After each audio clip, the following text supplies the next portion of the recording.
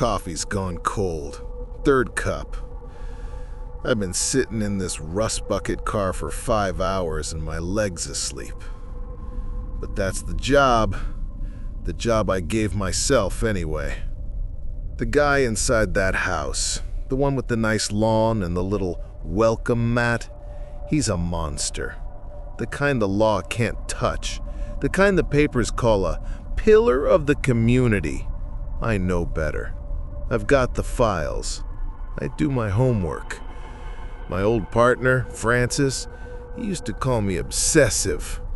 He said it like it was a bad thing. I just call it being thorough.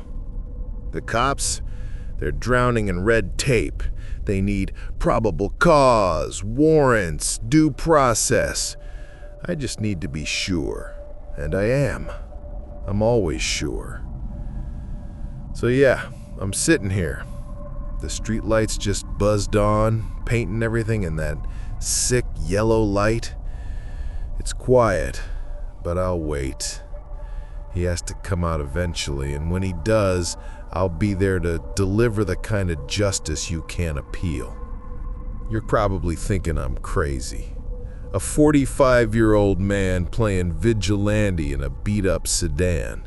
Maybe I am, but you don't know what I saw. You don't know what they took. I used to wear a badge. I used to believe in the system. I was a detective, had a whole life, a real one. My wife, Shu Min. My son, Henry. He was 6.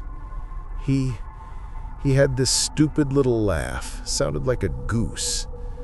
Then came the case, the one that broke everything, the one they couldn't solve. Insufficient evidence, that's what the final report said.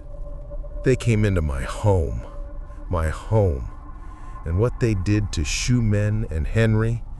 I looked at the files. I saw the man who did it. I knew it in my gut. The same way I know about the guy in this house right now.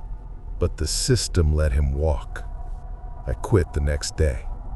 I sold the house, I took my pension, and I started this. I threw my badge in the river, but I kept the skills. I kept the anger, the grief. It's fuel. It burns hot. People tell you to let that stuff go. They don't understand. You can't let it go. It's what keeps me sharp. But I'll be honest with you. There's this cold spot right in my chest. I'm hunting monsters. I am. But sometimes, late at night, when I'm looking at the photos of the next person on my list, I get this sick, twisting feeling. What if you stare into the dark for too long, and the dark stares back, and it likes what it sees? What if you spend so much time hunting evil that you forget what good even looks like? The light just went on upstairs in his house. Showtime. This is it. This is the moment. The moment I define good and evil all over again.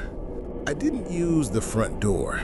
People like him, they have security systems, but they never check the little things. The doggy door, long since unused. The latch on the basement window. I'm good at the little things. The house was quiet. Smelled like old lemons and dust. I moved silent. Old training. Up the stairs. The light was on in a study. He was just sitting there, reading a book. A nice, normal-looking guy with graying hair. He looked up when I stepped into the doorway. Not scared, just annoyed. Like I was a bug. "Can I help you?" he asked. I held up the photo. A picture of a girl, 17. The one the cops found in the river, the one they couldn't tie to him. "You remember her," I said. It wasn't a question. His face didn't change. "I think you should leave." That's when the rage hit me. The hot, pure fire. The same fire I felt when I saw the man who killed Shu Min. This certainty. "The system lets you go," I said, stepping into the room. The air felt Heavy, thick. I won't. I was on him. I had my hand on his throat, pushing him back against his big oak desk. I was screaming at him. All the facts from the file, all the things he did, and all I wanted was to see the fear in his eyes.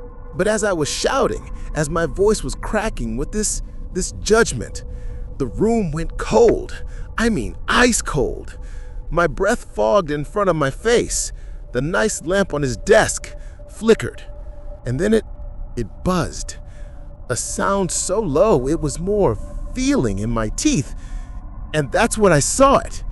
It wasn't just him anymore. It was like looking at a person and not. There was something clinging to him. A stain. No, that's not right. It was a shape, a parasite made of shadow, clinging to his back. Its limbs wrapped around his chest, its face pressed against his. It was pulsing, a wet, oily black that seemed to drink the light in the room. The man I was choking, he started to smile, a horrible, stretched out smile. "You see it too, don't you?" he whispered, his voice gurgling. I stumbled back, letting him go. I fell over a chair. My heart was trying to punch its way out of my chest. What was that?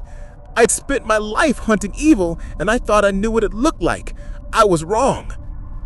I finally got the car started and just drove. I was trying to tell myself, I imagined it, that I was overworked, grieving, hallucinating. It was just a man, a bad, evil man, and I did what I had to do. But I couldn't shake the feeling, the cold, the certainty it gave me. It felt good. It felt right. I was driving through the city, the street lights blurring. I stopped at a red light. A guy was crossing the street, just a normal guy in a suit, talking on his phone. And I saw it. It was small, a little twitching gray smudge over his left shoulder. Barely there, but it was. He was just a guy.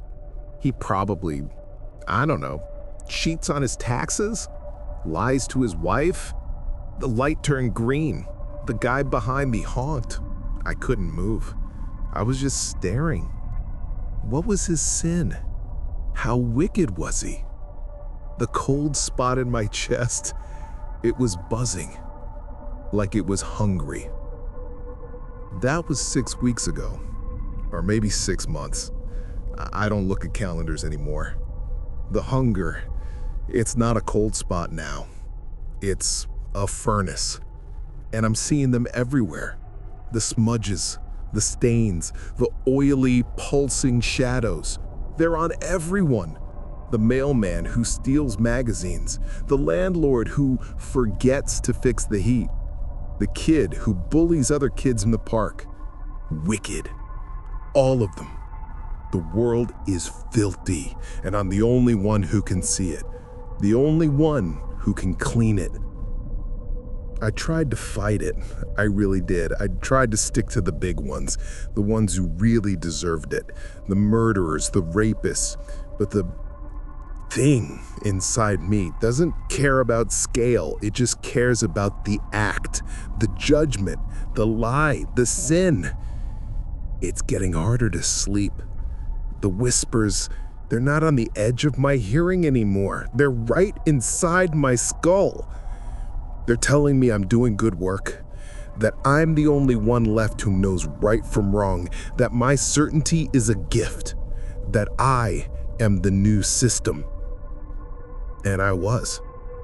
I was the only one. Until Francis, my old partner, the one who called me obsessive. He was the last good man I knew. My last tie to the person I used to be. The man who had a wife and a kid. The man who used to laugh like a goose, just like Henry. I went to his house, not to hunt, to talk. I was falling apart. I was scared. The hunger was too much. The smudges were everywhere. I couldn't tell the shades of gray apart anymore. It was all just black. I was gonna beg him for help. It was my last try, my one attempt to escape. I hammered on his door. It was raining, 1 a.m. He opened it, wearing a bathrobe, his face a mess of sleep and pity.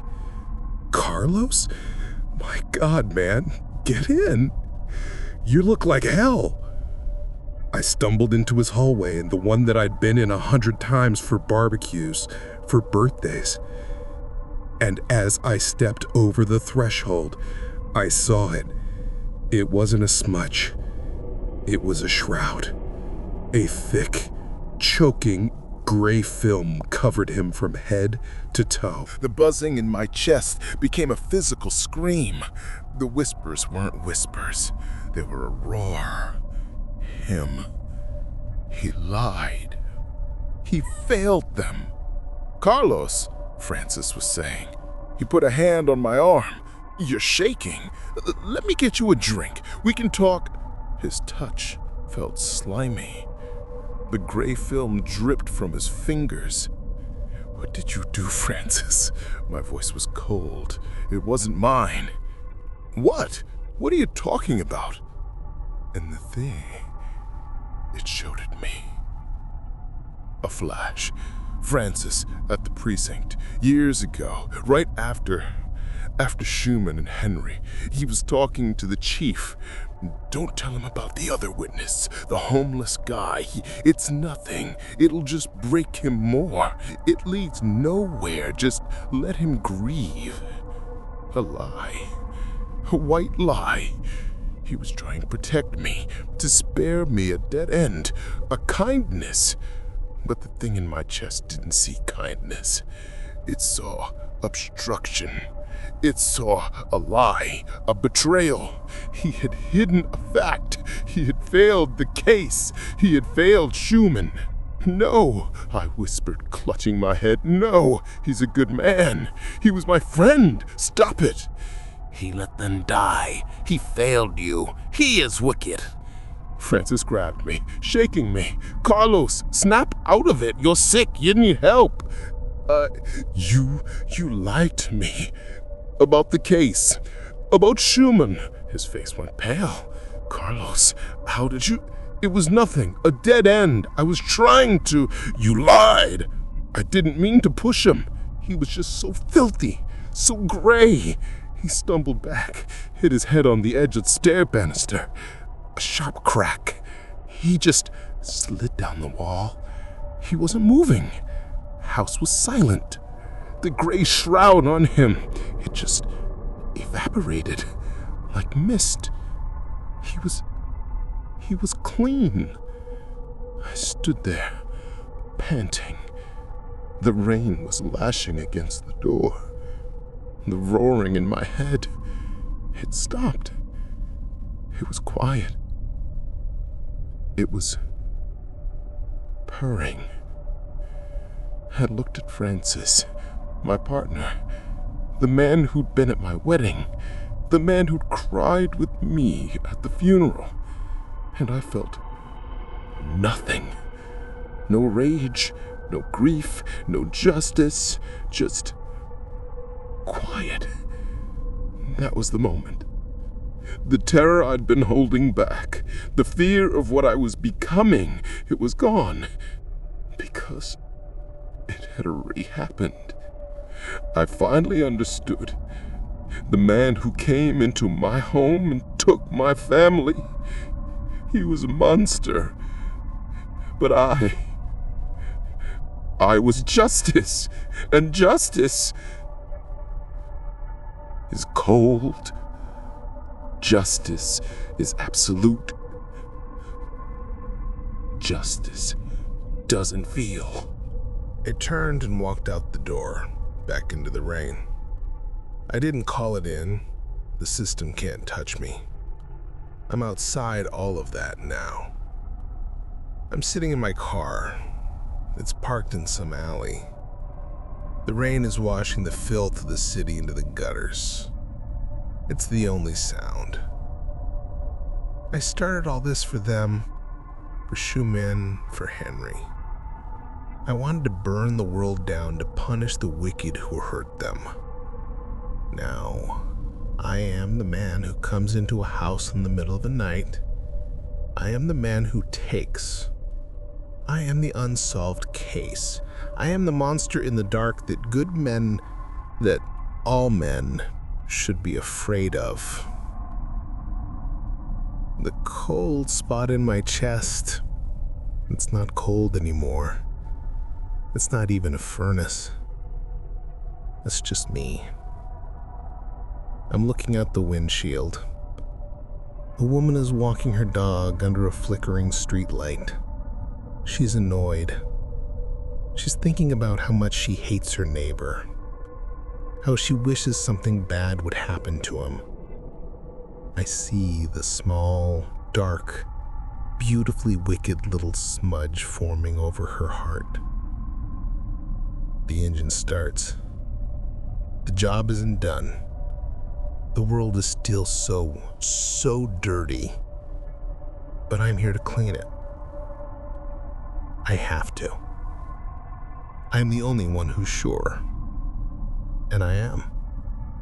I am always sure.